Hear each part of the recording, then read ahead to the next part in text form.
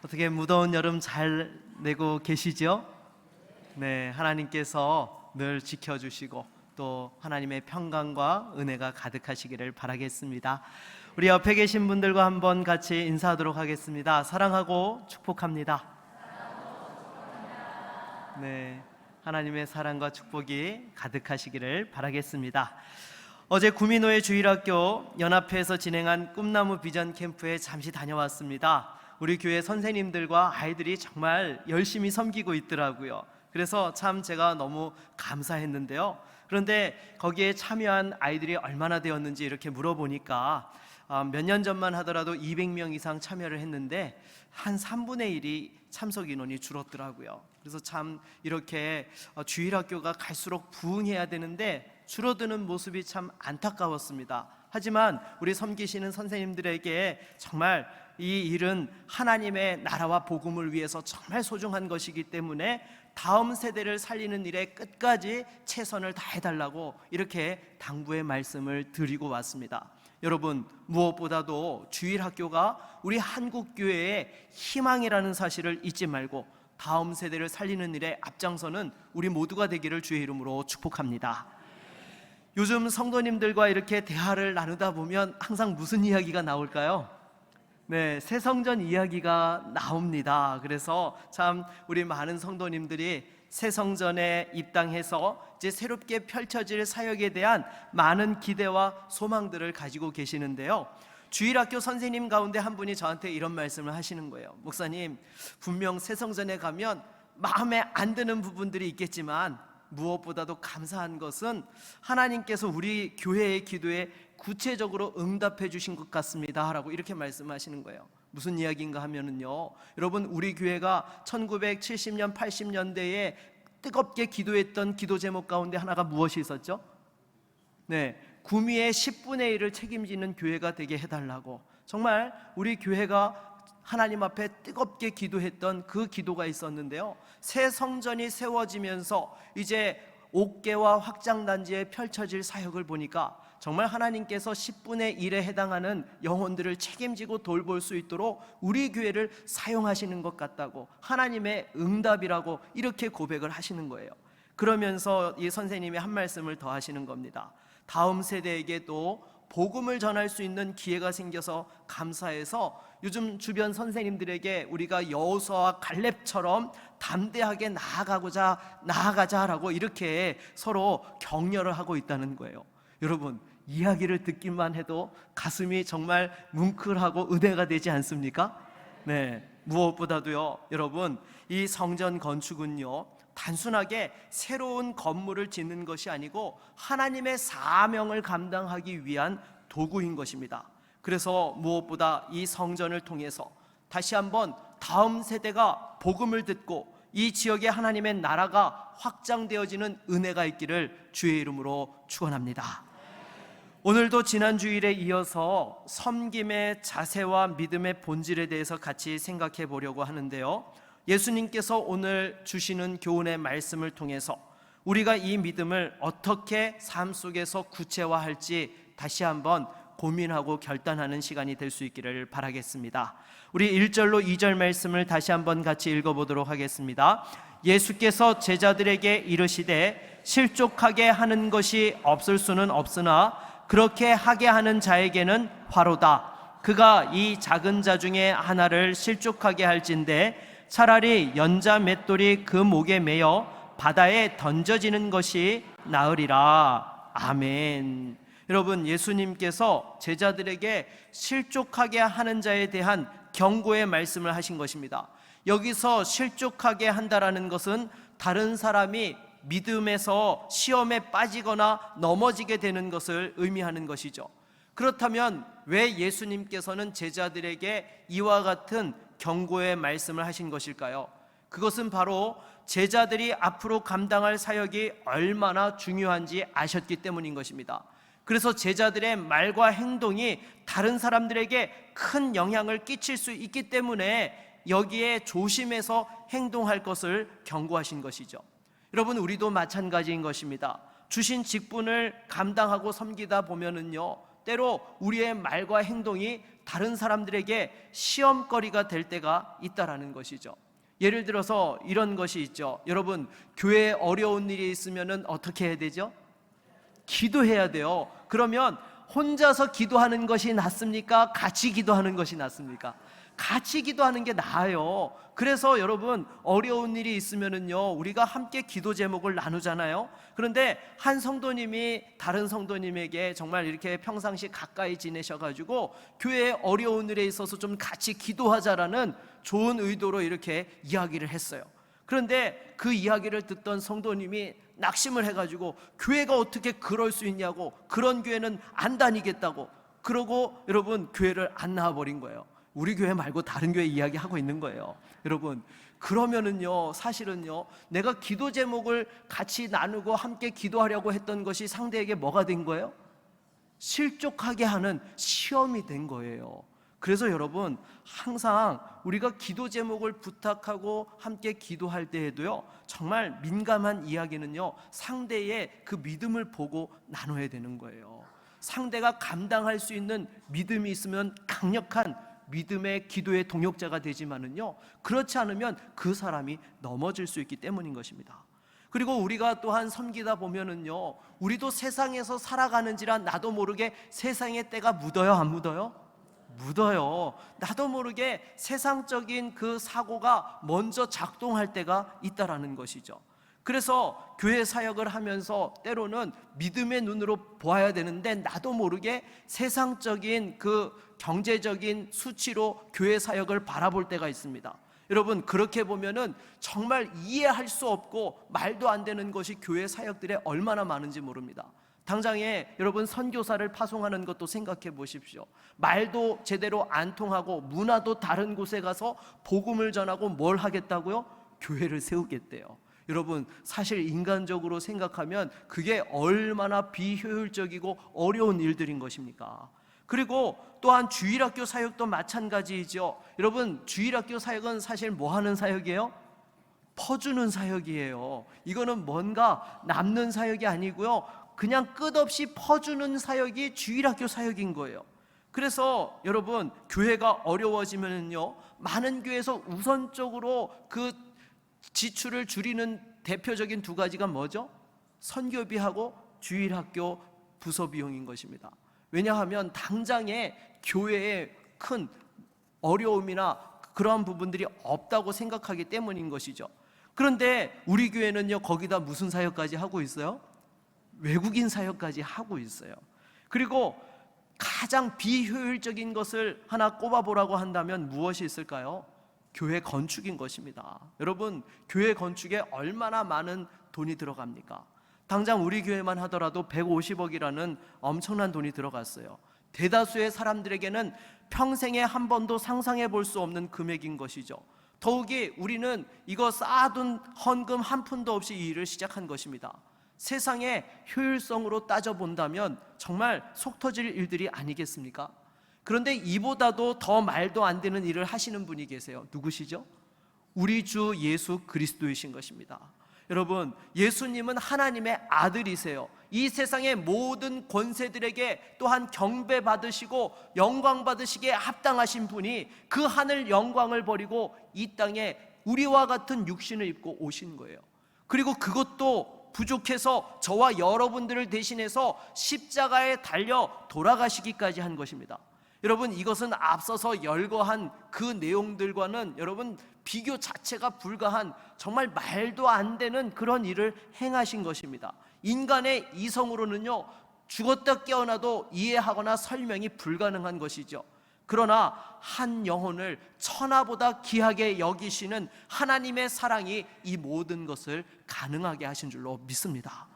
그러기에 우리가 교회에서 주신 직분과 사명을 감당할 때에 여러분, 항상 우리가 우선시하고 잊지 말아야 될 것이 무엇입니까? 바로 하나님의 뜻과 하나님의 마음이 어디에 있는지를 우리가 먼저 바라볼 수 있어야 되는 것입니다.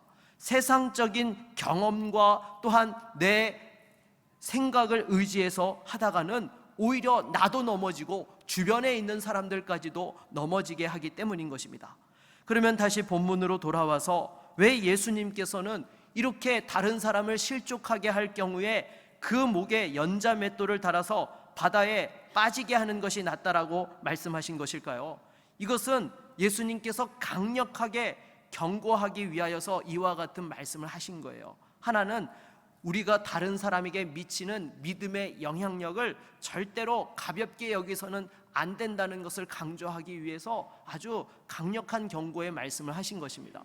그리고 다른 하나는 의도적이거나 무책임하게 절대로 다른 사람을 넘어뜨려서도 안 된다라는 것을 강조하기 위함인 것이죠. 혹여라도 여러분 나도 모르게 다른 사람들을 실족하게 하지는 않았는지, 또 내 말과 행동이 다른 사람들에게 시험거리가 되게 한 것은 없는지 우리 자신을 돌아보아야 할 것입니다. 그리고 하나님 앞에서 회개하고 다시 한번 조심하며 믿음을 지키며 나아가야 될 것입니다. 그렇다면 우리가 믿음 안에서 넘어지지 않도록, 또 혹은 넘어진 사람들을 돕기 위해서는 어떻게 해야 될까요? 우리 3절로 4절 말씀을 같이 한번 읽어보도록 하겠습니다. 3절로 4절입니다. 너희는 스스로 조심하라. 만일 내 형제가 죄를 범하거든 경고하고 회개하거든 용서하라. 만일 하루에 7번이라도 내게 죄를 짓고 7번 내게 돌아와 내가 회개하노라 하거든 너는 용서하라 하시더라. 아멘. 여러분, 예수님께서 지금 너희는 스스로 조심하라 라고 이렇게 말씀을 하세요. 여기서 무엇을 조심하라고 말씀하신 것일까요? 바로 이 실족하지 않도록 나 스스로도 조심해야 된다는 거예요. 우리가 다른 사람을 실족하게 하지 않는 것도 정말 신경 써야 될 일이지만, 또 한 가지는 나 스스로가 넘어지지 않도록 스스로의 믿음을 지키는 것도 중요하다라는 말씀을 하고 계시는 것입니다. 이렇게 우리가 시험에 들고 실족하는 상황을 극복하기 위해서 가장 중요한 것이 무엇일까요? 다름 아닌 용서인 것입니다. 여러분, 우리가 다른 사람에게 상처를 받고 또한 아픔이 생겼을 때에 그것을 용서하지 않고 내방치하게 되면 어떻게 됩니까? 그걸로 끝나는 것이 아니라 하나님의 관계가 여러분 막히게 되는 거예요. 그리고 또한 공동체 안에서도 함께 풍성한 은혜를 누리는 것이 아니라 오히려 그 마음이 깨어지고 힘들어지게 되는 것이죠. 그래서 예수님께서는 용서를 통해서 우리가 실족하지 않도록 다시 한번 믿음으로 일어설 수 있도록 우리에게 말씀하고 있는 것입니다. 그래서 여러분, 용서할 때만이 누구와의 관계가 여러분 막히지 않아요? 하나님과의 관계가 막히지 않는 거예요. 그리고 공동체와도 화목하며 주시는 은혜와 축복을 함께 누리는 복된 관계가 될 수 있는 것입니다.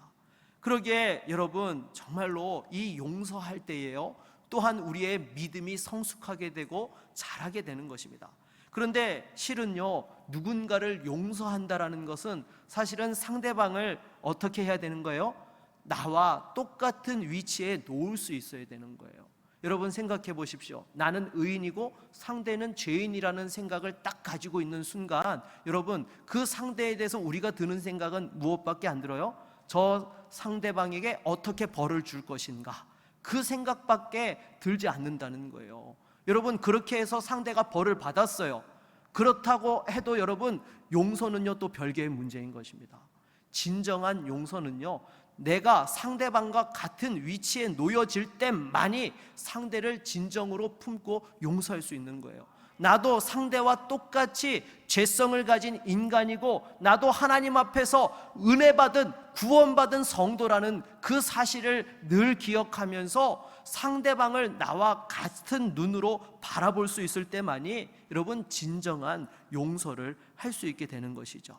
그래서 여러분, 용서는요 사실 인간의 힘으로 하는 것이 아닙니다. 여러분, 우리가 세상 살면서 인간적으로 누군가를 용서한다고는 하는데, 실은 그 앞에서 용서했다고 하면서도 내 안에서 감정은 여전히 울퉁불퉁할 때가 있어요, 없어요?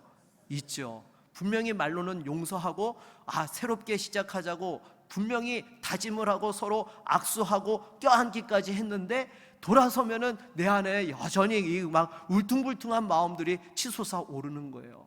왜요? 인간의 힘으로는요 그것이 감당할 수 없기 때문인 것입니다. 결국에는 하나님께서 나에게 베풀어 주신 그 은혜를 깨달을 때만이 여러분 우리가 다시 한번 다른 사람에 대해서도 용서할 수 있게 되는 것이죠. 혹시라도 아직까지 여러분들이 용서하지 못한 분들이 있다고 한다면 하나님 앞에서 먼저 내가 받은 은혜를 깊이 깨닫는 우리 성도님들이 될 수 있기를 바라겠습니다. 그러면 계속해서 용서하기 위해서는 어떻게 해야 되는 것입니까? 오늘 본문에서는 하루에 몇 번이라도 용서해 주라고요? 7번이라도. 여러분 솔직히 누군가가 나를 억울하게 만들어서 힘들 때에 한 번 용서하는 것도 쉬워요? 어려워요? 어려워요. 여러분 이 한 번도 얼마나 고통스러운 것인지 모릅니다. 정말 마음이 용납이 안 되는 경우들이 얼마나 많습니까? 그런데 여러분 하루에 7번 용서를 한다라는 거, 그 말을 들은 제자들이 어떻게 반응했습니까? 우리 5절 말씀을 같이 한번 읽어보도록 하겠습니다. 5절입니다. 사도들이 주께 여짜오되 우리에게 믿음을 더하소서 하니.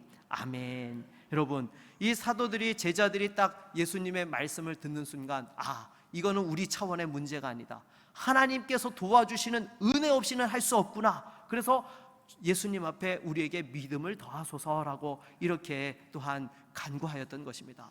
사랑하는 여러분, 저와 여러분들도요, 정말 내가 감당치 못하는 상황 앞에서 놓아버리는 것이 아니라 다시 한번 하나님의 은혜를 붙들 수 있는 우리 모두가 될 수 있기를 바라겠습니다. 계속해서 6절 말씀을 같이 한번 읽어보도록 하겠습니다. 6절입니다. 주께서 이르시되 너희에게 겨자씨 하나일 만한 믿음이 있었더라면 이 뽕나무더러 뿌리가 뽑혀 바다에 심겨라 하였을 것이요 그것이 너희에게 순종하였으리라. 아멘. 여러분 예수님께서 왜 갑자기 겨자씨 비유를 말씀하신 것일까요? 그것은요 바로 거짓 없고 진실한 믿음을 강조하기 위함인 것입니다. 여러분 겨자씨 아시죠? 보셨죠? 좁쌀보다도 더 작은 것이 겨자씨이지 않습니까?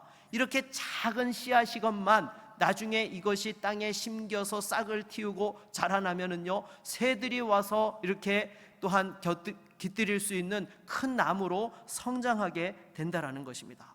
그래서 여러분 정말로 하나님이 주신 역사를 감당하는 데 있어서 중요한 것이 무엇이냐? 거짓 없고 진실한 참 믿음이라는 거예요. 그래서 그 믿음이 처음에는요 뭐처럼 보일 수도 있어요? 겨자씨처럼 작게 보일 수도 있어요.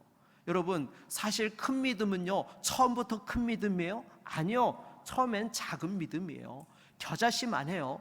그럼에도 거짓 없고 진실한 참된 믿음이 있는 사람은요 나중에 그 믿음이 성장해서 큰 믿음이 되고 하나님의 놀라운 역사들을 감당할 수 있게 되는 것입니다.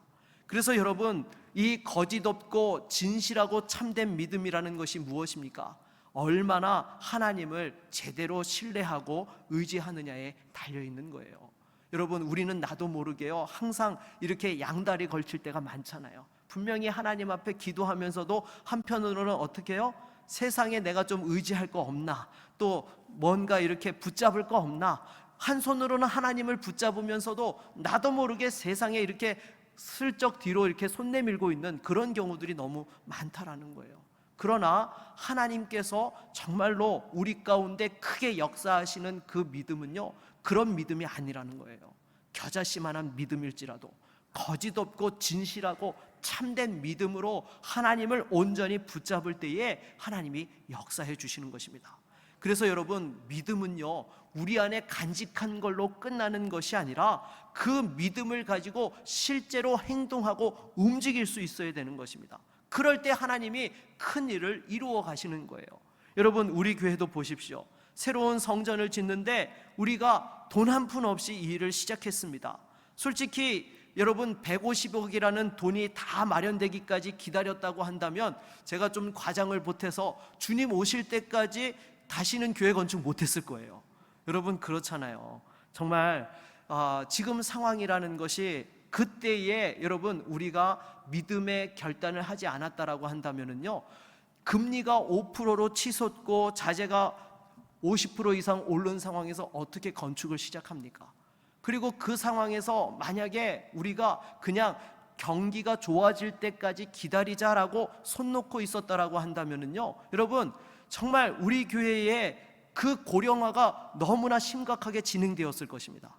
하지만 우리가 하나님 앞에서 겨자씨만한 믿음을 가진 성도들이었지만은 함께 그 믿음이 모여서 하나님 앞에 결단하며 나아갔을 때에 지금 이제 새로운 성전이 다 지어지고 이제 준공 허가만을 우리가 기다리고 있는 상황이 된 거예요. 그러면서 동시에 여러분, 하나님께서요 우리 교회에 복을 주셨어요. 여러분, 우리가 교회를 위해서 기도한 제목 가운데 이런 기도 제목이 있었던 거 기억하시죠? 교회 건축 때문에 사역이 위축되거나 어려운 일이 없게 하여 주소서. 여러분, 우리가 기도했어요, 안 했어요? 했어요. 그 기도했더니 하나님께서 응답해 주신 줄로 믿습니다. 여러분, 제가 우리 교회에 부임했을 때요 본 재정이 10억이 채 되지 않았어요. 9억 얼마를 결산을 했는데요, 지금 여러분 우리 교회 본 재정이요 그 당시랑 비교해서 50% 이상 늘어났어요. 제가 볼 때는 지금 상반기 추세만 따져도 15억 이상의 결산을 볼 것 같아요. 여러분, 하나님께서요 정말 믿음을 가지고 하나님 나라를 위해서 결단하고 나아가니까 필요한 젊은 사람들도 보내어 주시고 재정도 채워주셔서 하나님 나라를 꿈꾸며 일들이 우리 눈앞에 펼쳐지게 인도해 주신 줄로 믿습니다. 그래서 여러분, 참된 믿음은요 사람의 눈치를 보지 않습니다. 하나님 주신 믿음의 담대함으로 나아가는 거예요.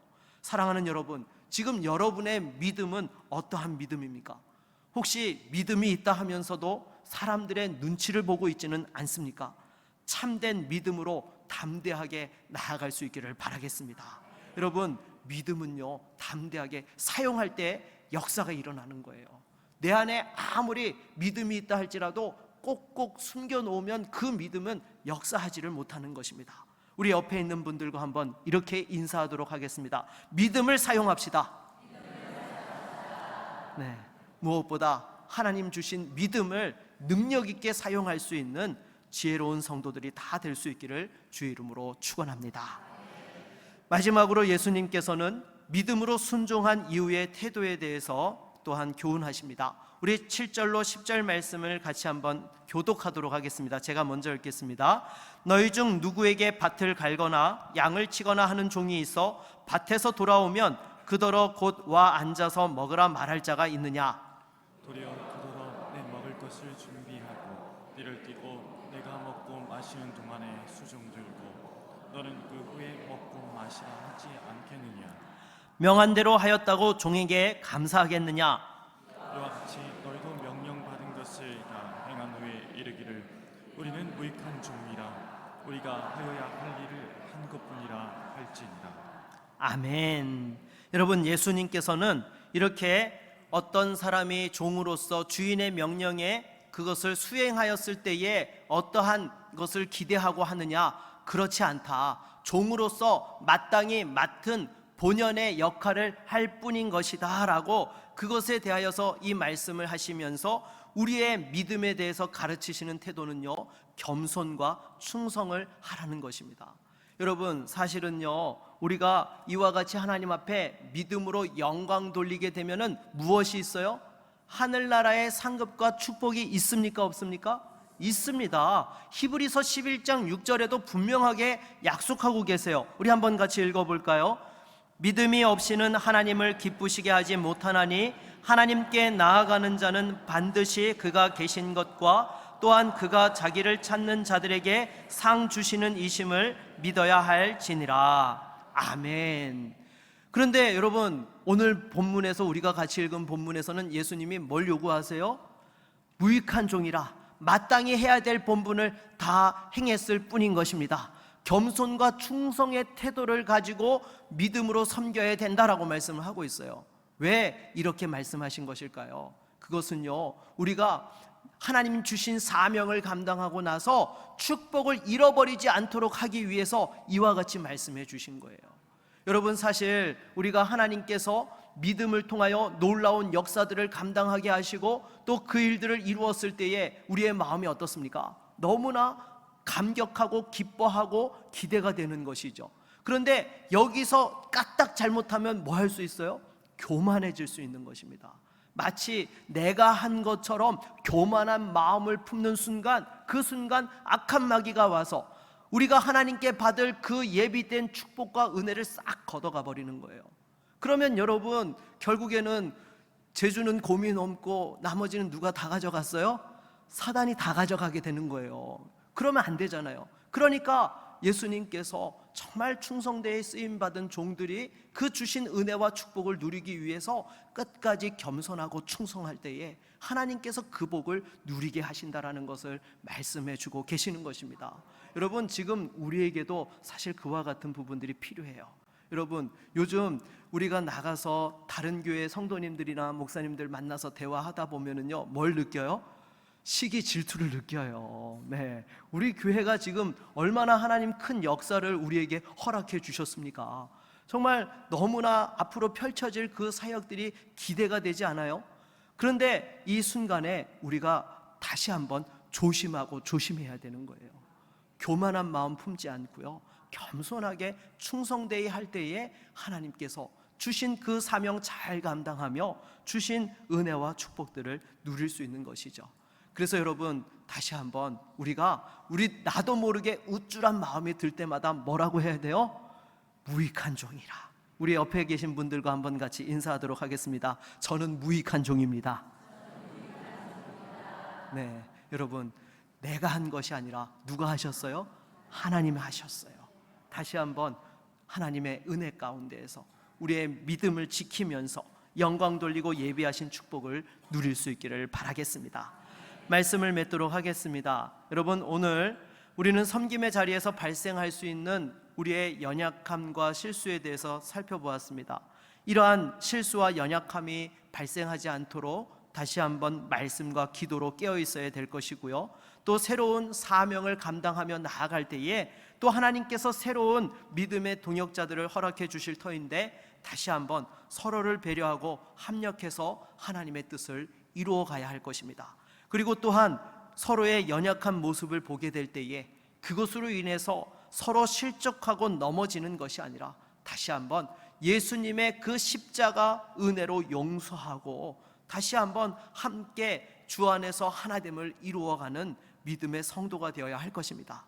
그리고 무엇보다도 여러분, 믿음의 능력은요, 하나님 앞에서 거짓이 없고 참되고 진실한 믿음에서 나오는 것입니다.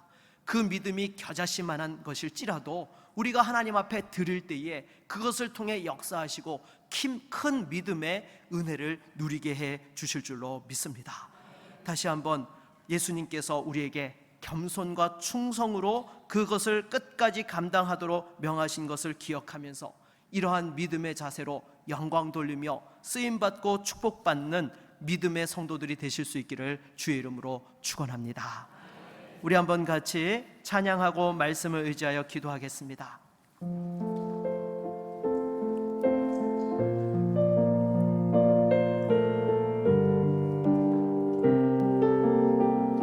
세상 흔들리고 사람들은 변하여도 나는 주를 섬기리. 주님의 사랑은 영원히 변하지 않네. 나는 주를 신뢰해. 믿음 흔들리고 사람들 주를 떠나도 나는 주를 섬기리. 주님의 나라는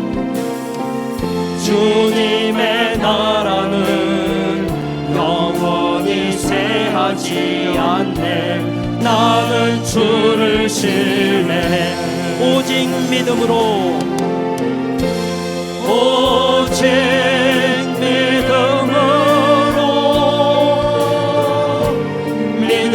내가 살리라. 오직 믿음으로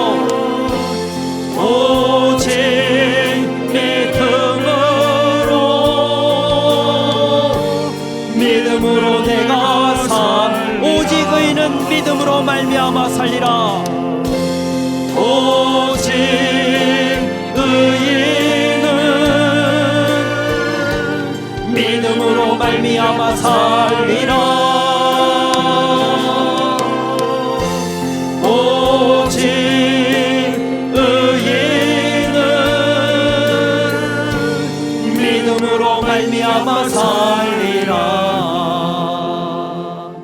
여러분, 이 시간 다시 한번 말씀을 의지하여 기도하며 나아갑시다.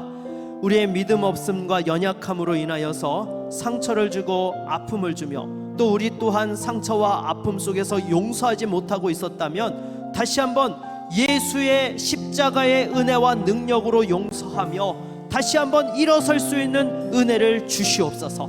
또한 주신 사명의 자리 잘 감당할 수 있도록 믿음의 능력으로 쓰임받게 하여 주시고 끝까지 겸손하고 충성된 종으로 영광 돌리며 축복의 주인공이 되게 하여 주시옵소서. 우리 함께 같이 기도하며 나아갑니다. 주여,